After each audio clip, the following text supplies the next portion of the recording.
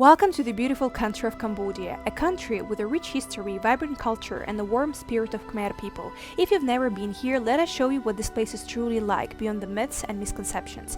In this video, we will take you to the heart of the Khmer Empire, the magnificent Angkor Wat, and share the essential things you need to know before visiting this breathtaking wonder. If you love travel, history, and discover unique cultures, make sure to like this video and subscribe to the channel. Let's build a community of curious explorers, and together we will uncover more about this incredible country. Hey everyone, welcome to Angkor Wat. In this video we're gonna share with you all the information you need to know about Angkor Wat before coming here, because trust me, there are a lot of things you need to know before coming here. I think we should start with basics regarding what is Angkor, what is Angkor Wat. Because when people make a decision to come to Cambodia, they know they must visit Angkor Wat, but they don't really know what is this about. Basically speaking, Angkor was a center of Khmer Empire. It was a huge city, or let's say area, and actually speaking, it still stayed like that. So imagine a time ago in the heart of the Southeast Asia, there was an entire civilization flourished. That was Angkor. It was the vast ancient city in the heart of the Khmer Empire where people lived, worked, and built some of the most incredible structures the world has ever seen. The city wasn't just a place for people to live, it was a center of culture, religion, and power. At its peak, Angkor was home to nearly 1 million people, making it one of the largest cities in the world at the time. Kings ruled here, temples were constructed to honor gods, and the people were worshipped with grand ceremonies, sometimes even making offerings and sacrifices in the temples. Angkor Wat, the most famous of the temples, was originally built as Hindu temple dedicated to Vishnu. It was designed to represent the Hindu universe, with the central spires of the temple symbolizing the Mount Meru, the center of the universe in their beliefs. As the year passed, the temple also became the Buddhist side, but its magnificence never faded. It was the place where the kings would show their power and connect with the divine. In a way, Angkor was more advanced than any European city of its time, with the massive reservoirs and intricate water system that allowed the city to thrive in a challenging tropical climate. The Khmer people were ahead of the time in many ways, creating an incredible civilization that lasted for centuries. However, despite its glory, the empire eventually fell because nothing lasts forever, and the jungle slowly began to take over the city. For centuries, Angkor was hidden and forgotten, covered by thick jungle. But in the 19th century, the French explorer Henry Moore brought attention to the ruins. When he visited the area while traveling through the jungle, he came across Angkor Wat and other temples that had been lost to time. The jungle had completely overrun the temples, with tree roots wrapping around the stones. But despite the damage, the structure of the temples were still strong. Today, these ruins remind us of the incredible achievements of the Khmer people. What was once lost to the world is now one of the most famous and well-preserved ancient sites in the world. So all these temples, and specifically Angkor Wat, which is one of the main temples, is just temples which were a part of Angkor. When you rent a bike and you come to Angkor area, which includes 250, if I'm not mistaken, temples. So all these temples, they're located far away in the forest. You have the main ones. There are 3 or 4, they're so popular around the world. However, it doesn't mean you have to go only to these temples. You can go everywhere. When you're gonna take a bike and you will explore the area by yourself, without guides, without tuk-tuk, you will see that people live here still. Oh yeah. Like you can see people driving on the bikes. You will think, oh, they're going to Angkor Wat. No, they're going home, because their village is located like 2 kilometers from the temple. It's not a park. It's not a park, as you might think. As people think about, or they talk Or about. it's not a museum. It's still alive.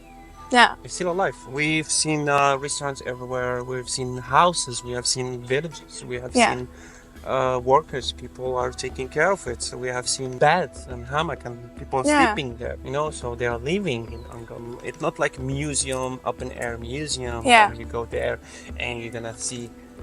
That's why I'm saying it's original. It's authentic. Angkor is not a museum. It's not an attraction. Angkor Wat is, but Angkor itself is not. It used to be a city, it used to be like a huge area, right? It still stays exactly like that. In my point of view, it was a country, it wasn't a city. Yeah. In my point of view as an architect, I have seen many gates, a lot of gates. And in architecture, every time you leave a gate, it means you are going to another city or another town. And also when you see the size, there are different sizes. Okay, the main thing that you have to know, pick up the right time. It has either to be early morning or at sunset, or I would say late afternoon, right before the sunset. Then you're gonna enjoy the sunset as we are doing always. When you make a decision to come here, you can find a lot of videos. And I was so confused because some people, they tell you should come at 5 a.m. Some people, they tell you should come only on sunset. And I was so confused because I saw these thousands of people, crowds everywhere. So I didn't get anything. But to make it easy, the tickets to Angkor basically give you access to visit temples. You can visit them at any time from 5 a.m. till 5:30 p.m. So it's up to you at what time you want to come here, but be aware, if you come somewhere in the middle of the day, you will die because it's extremely hot. Doesn't matter when you come in the rainy season or in normal weather, it's freaking hot. So to get like better shots, or not to die at least, it's better to come in the morning. Yes, even at this extreme time, 5 a.m., 6 a.m. And etc., you can make it, or come after 4 p.m. It's still gonna be heaty like a bit, but it's fine. You need to double check the weather. When it's too hot, honestly, for myself, in my parts, it doesn't work it. It's difficult. And when it's raining, it's really good. Maybe because I love rain, maybe because I'm an artist, so I'm looking for this right light to capture the right pictures. It's still time travel. So with this color and when it's wet and all this like rainy season, it's really beautiful. I don't regret at all that I came to Cambodia in the rainy season. We extended and honestly, I would love to try it on spring, but I'm sure I'm not gonna enjoy and like it's like a rainy season. So for me, the best time to come to Cambodia, it has to be in rainy season. If we talk about tickets, regularly there are 3 types of tickets. Ticket number 1 is one-day pass. So this one gives you an access to visit all the temples for 1 day. It costs $37. The other one is 3 days pass. It costs $62 and it gives you access to visit all the temples for 3 days with the 7 days gap. So you have 7 days and you can choose 3 days out of the 7 days. The last one, which is the best one from my point of view, is 7 days pass with the gap of 30 days. A lot of people, they tell, okay, 3 days pass is the best one. However, no. Price is not that much big or different. It's $72 by the way, for 7 days. It's $10 difference, right? Example, for people that take 1 day tickets, they have to do the main Angkor Wat. No need to spend time in searching for other temples because it's gonna take a while. The main temples for visiting are Angkor Wat, that's the temple you see right here. Another one, of course, is Bayon Temple. Now, Bayon Temple is a truly unique temple from Angkor area. It was built in 12th century and early 13th century as the Buddhist temple, but it's also absorbed elements of Hinduism over the centuries. What makes Bayon Temple unique are 54 towers, each carved with 4 massive smiling faces, 216 in total. These faces are thought to represent the king himself, the king of Angkor of that time. It was the king Jayavarman VII. And basically speaking, this temple is symbolizing the divine authority of the ruler. Also, the temple's walls are covered with more than 11,000 figures depicting everything from the epic battles to scenes of daily Khmer life, even a naval battle against the ancient Cham people. And here's an interesting fact: when French archaeologists found Bayon Temple in the 19th century, they thought it was just a mass of stones. They did not even understand it was a temple. They had no idea that hidden amount of rubble was one of the most unique and powerful temples ever built. Also, Prom Temple, this is the temple, the tree temple where Lara Croft was shot. Prom Temple is probably one of the most famous temples in Angkor, built at the same time as Bayon Temple, 12th-13th century, by the same king, King Jayavarman VII, as the Buddhist monastery and university. What makes Taprom so special is that it's been left mostly in the same condition as it was when rediscovered, with thick roots wrapped around its towers and walls, giving it a wild, mysterious feeling. Its walls are covered in intricate carvings of dancing apsaras, divine figures, and scenes from daily life, capturing the spiritual and cultural heart of the Khmer Empire. And here's an interesting detail: Taprom was once a bustling center supporting nearly 80,000 people, can you imagine, including priests, monks, teachers, and workers. It even had its own hospital and library, making it not just a temple but a small city within the jungle. And of course, you might recognize this temple from the movie Lara Croft Tomb Raider, which makes it even more more famous around the world. And we've been also to Takeo Temple, however it hasn't been fully finished, but it doesn't matter, it's still beautiful. So Takeo Temple was built in the late 10th century by another king, King Towayaman V, and unlike many other temples in Angkor, this temple is entirely made of sandstone with no carvings or anything. Well, originally it was planned to be covered in carvings, but for some unknown reason construction was stopped. So this temple is a large pyramid with 5 towers symbolizing the Mount Meru, the center of the Hindu universe, and the central tower rises for up to 20 meters. And here's an interesting fact: this temple is known as the Temple of Silence, because unlike other temples with detailed carvings and reliefs, this one feels much quieter. Where you can buy the tickets to Angkor Wat. The first day we came, we were thinking that you come to the temple, you have a ticket register over here. You don't have it. So don't make our mistake. You must Google physical ticket counter Angkor Wat, and it's located a couple of kilometers from the actual temple. Yeah, but you have to explain why. Because it's a big city. It's not one museum, not one place. That's why they're not selling tickets in one place. Like what the sense? So before coming, make sure if you want to buy like the physical ticket, Google physical counter Angkor Wat ticket, and it's just only one place, okay? You have to go there. And if you're also taking tuk-tuk with the driver, ask the driver to bring you to this register before you actually go to the temple, because you're gonna spend your time and I don't know, a lot of things. Also, I've seen a lot of people, they buy tickets online. We haven't done it, so I don't have any tip for that, but you just Google and you can buy online. If you buy one-day ticket, it's just like a small paper. Tickets from 3 days, they're actually taking a picture of you. So as you see, it's like a plastic, and every time you visit a temple, you have dates on the back side, and they're stamping ticket each time you come to the temple. It's a great thing, to be honest, and from 7 days, you will have them in plastic. And if you want to learn about the history, culture, the heritage, you have so many guides everywhere. You can ask them. They're amazing. They speak different languages. You can find any language you have. It's true, hiring a guide would be a great idea if you want to dive deeper into the history of Angkor Wat, but it's not a mandatory. The Angkor complex is a massive area with hundreds of temples, and for me, the real magic is the freedom to explore it at your own pace. Personally, we enjoyed renting a scooter and just discovering the temples on our own pace, reading about the history online, and then we went and fully immersed ourselves into the atmosphere of the ancient city. However, if you prefer having a guide, especially if you're visiting for just a day or two and you don't have time for exploring, there are a few things you have to keep in mind. Hiring a guide is not difficult. You just have to come to any temple and you will see a lot of people, guides staying there, and they will be suggesting to you their services.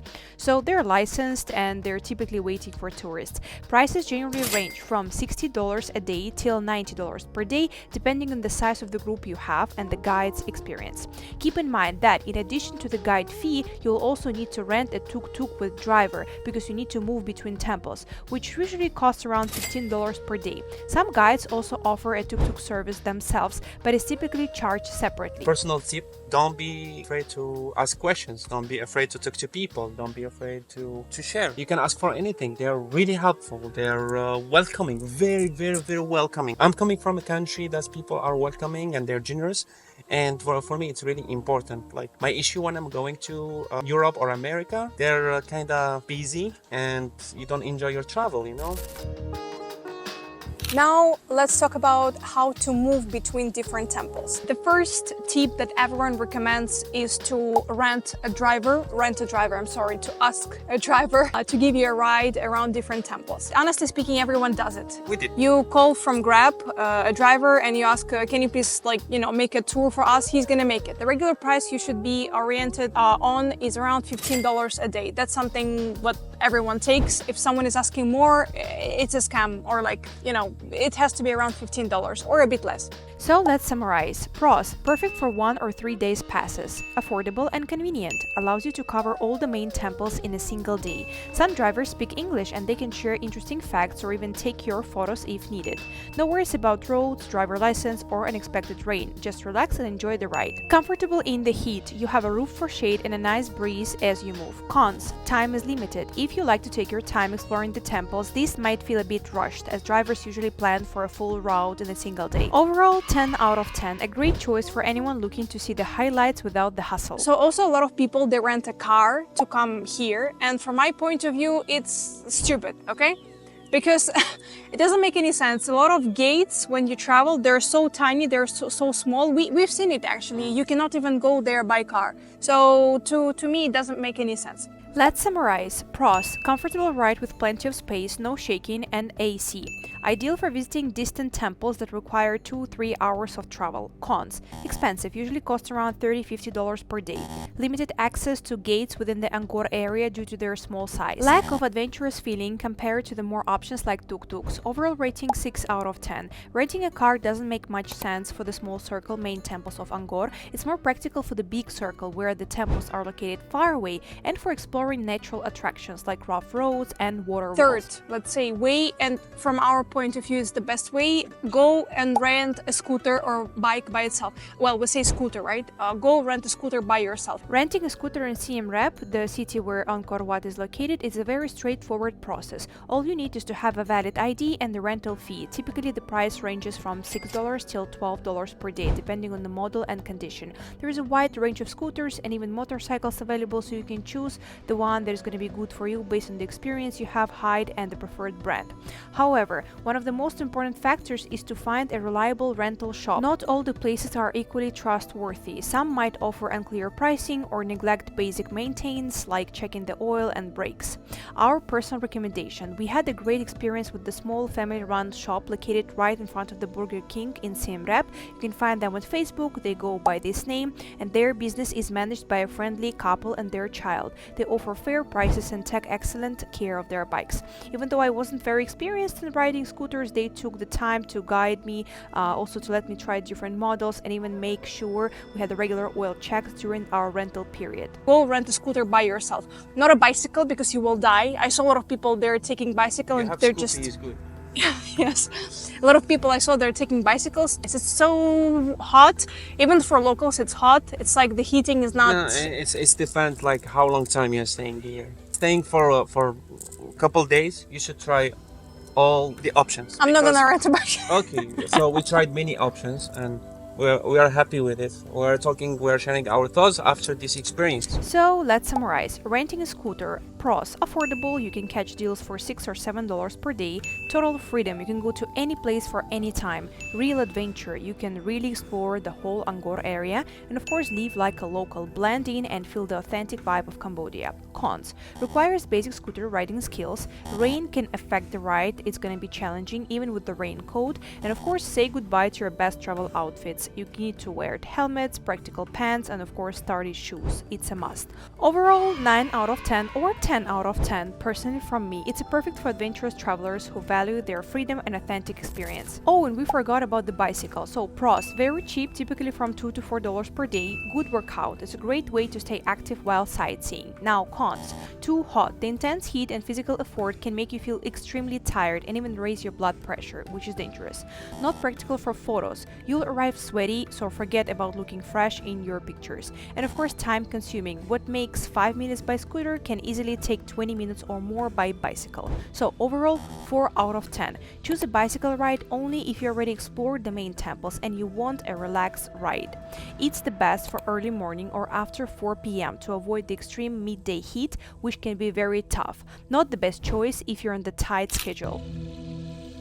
Since there are a lot of temples, you have two options. There is a small tour and there is a big tour. So both of these tours in Angkor refer to different routes inside the Angkor Archaeological Park, and you can choose the one that matches your expectation and your trip. So the small tour goes for around 17 kilometers, and here are the main highlights or the main temples you'll be able to see. And that's the map of the small tour. And this tour is perfect for first-time visitors. It covers all the most iconic temples, and if we talk about time required, you need 1 full day. It's usually enough for most of people. Alright, now let's talk about big tour. It takes around 26 kilometers, so it's longer, and the main highlights would be these temples over here. And that's the exact map, by the way. So this tour is more relaxed, less crowded, with a mix of smaller, less restored temples and beautiful jungle settings. You need around 1 or 2 days depending on your interest level. So the small tour focuses on the most famous must-see temples, while the grand tour or big tour takes you to less crowded, more atmospheric sites. The grand tour covers a larger area, so it's better suited for those with more time and interest in history and architecture.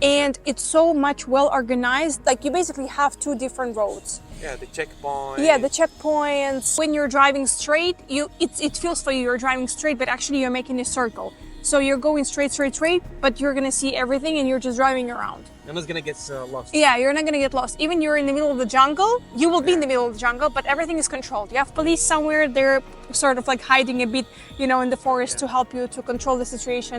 Personally, I'm thankful because the road quality is really good. They maintain it good. It's very safe. People, yeah, they're checking. Very safe. Yes. Extremely safe. It's a good point. Very safe and very clean. I'm saying it in all videos and I'm gonna repeat again. I have been more than 30 countries around the world and I can tell you that it's very safe and very clean. We're not speaking only about Europe, guys, okay? Europe is just a small, tiny detail in the world. We're speaking about Asia, Latin America, No, Europe is North not safe. America. I've been in Barcelona and I had an issue. No, it's not. You know, they stole my phone. So. The next point is, what do you have to take when you actually come to visit Angkor temples? Number one is the right outfit. You have to be covered for real. Everything, your legs have to be covered, even though it's freaking hot. You cannot wear shorts or skirts. I saw a lot of tourists there doing this mistake, guys. Never do this, okay? And I also want to clarify what is meant by the restriction of wearing skirts, shorts, and exposed shoulders. It means you should avoid very short skirts or shorts that are above the knee, as well as strappy tops that reveal the chest. Right now you can see the traditional Khmer outfit in the video, which is of course a great choice if you'd like to wear it when you're visiting temples. However, in general, you can wear any long pants or a top that covers your shoulders or dress that are slightly longer than the knee length. Number two, you must take a lot of water with you because you can buy water only on the entrance on the temple. But the thing is, all the temples, you have to walk. You have to walk like, I don't know, at least 20 minutes, 10 minutes. It's a couple of kilometers. And there inside, there is no water. So when you're going there, please make sure you buy water. Because trust me, even if you buy cold water, in 2 minutes it's going to be shorba. It's going to be so hot. It's going to be so weird.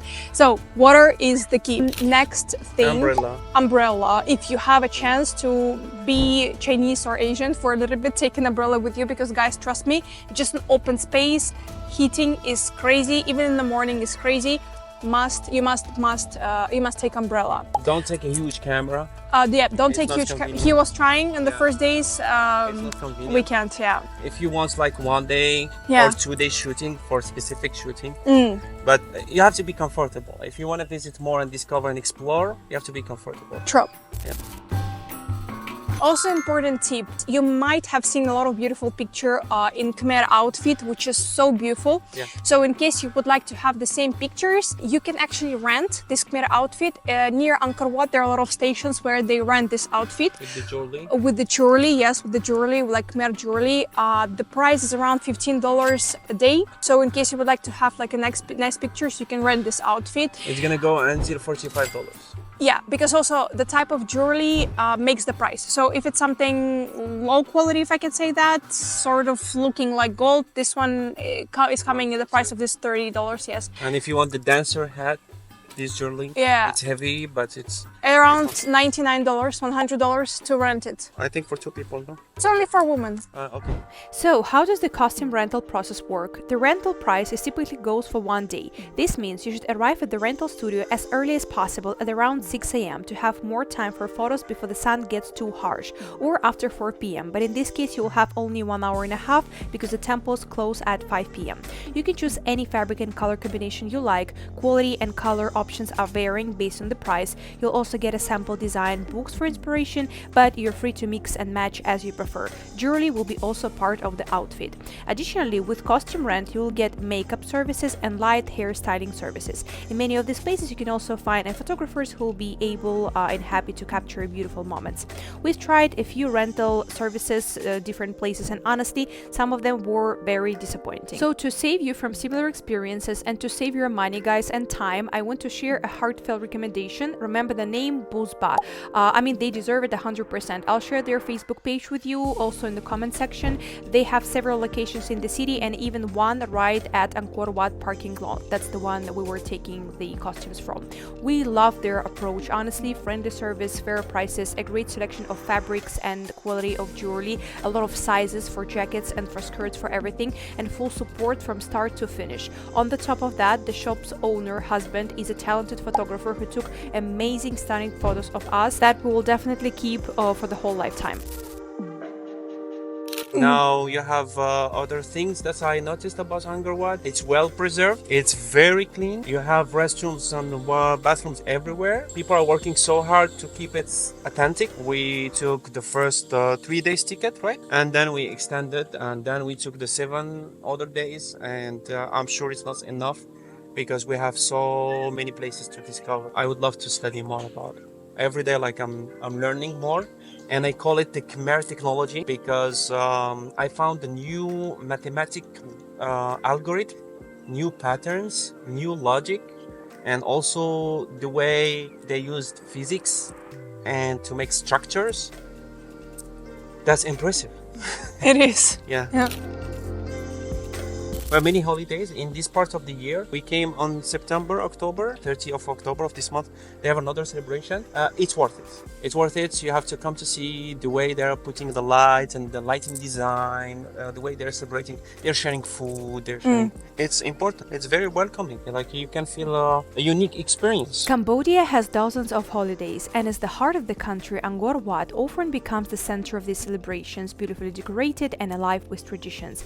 Here's a list of some major public holidays. However, it's far away from complete. Cambodia has way more unique festivals you need to attend. You definitely need to experience this for yourself. Even after spending here 2 months, we only caught a glimpse of these vibrant celebrations, but I hope we can see more in future. And now, guys, listen, what a crazy coincidence. While we were filming the part about holidays in Cambodia, 2 lovely women came to us and started sharing even more insights about the local celebrations. Take a look live. Hello. Thank you so much. Sustai. Is that you? I saw like you're talking like so good about Cambodia. Yeah, it's awesome. Thank you. Let's have a picture. We'll have like a huge event. Like we'll have like 500 people. We'll Wow. parade like in traditional clothes. Really? Yes, like Where the location? over here. All here. Oh. So we should extend. How long you stay here? We extended 1 more month. 1 more month. Yes. It works. Yes. It's work. So Yeah. it's Yeah. in this in the Yeah. end of this month. So the parade is gonna be like after a little bit like not too hot, maybe like Okay. 3 or 4. Okay. So like the big parade will be Oh, here. it's good. So the spaces Yes. will be empty and like we will only like allow guests around to watch all of the Oh. shows. So it will be great. So I hope you come on that day Thank you also. so much. We came and we were amazed about Cambodia because every time we were asking people, they were saying, "Oh, we have nothing to do in Cambodia." Oh, I see. And I talked to her. I said like, we must discover it, and she said, "Okay, let's do it." And we wanted the rainy season because as an architect and photographer, I like the color. Oh, You know? right. Yeah. Especially And- the sunset, right? Yeah. Oh my god. So that's when we great. came, we were so amazed. You're so welcoming and so nice. So that's Right. why we made decision to extend. And now I hear about. Thank you so much for this advice. I was like, Thank you, because thank you. I saw Yeah. about you both. It's like Yeah. I really like want you both to see those huge events. Yes, when people say, "Oh, 3 days, 4 days in Cambodia is enough," no, Mm-hmm. no. So many We are things in to we are in the explore. second month, and I feel Really? and I feel that we need to come back. Is that just Siem Reap or you always like? go No, we did somewhere? Phnom Penh, we did mini villages. No, but in Siem Reap it's already more Siem than Reap- 1 month. Siem Reap because of Angkor, I see. and I Angkor is see. big. So guys, that's all for today. I hope you enjoyed the video. If you did, please like it and don't forget to subscribe for more adventures from Cambodia and beyond. Thanks for watching and see you soon. Follow us in other social media as well so we can keep growing this community together.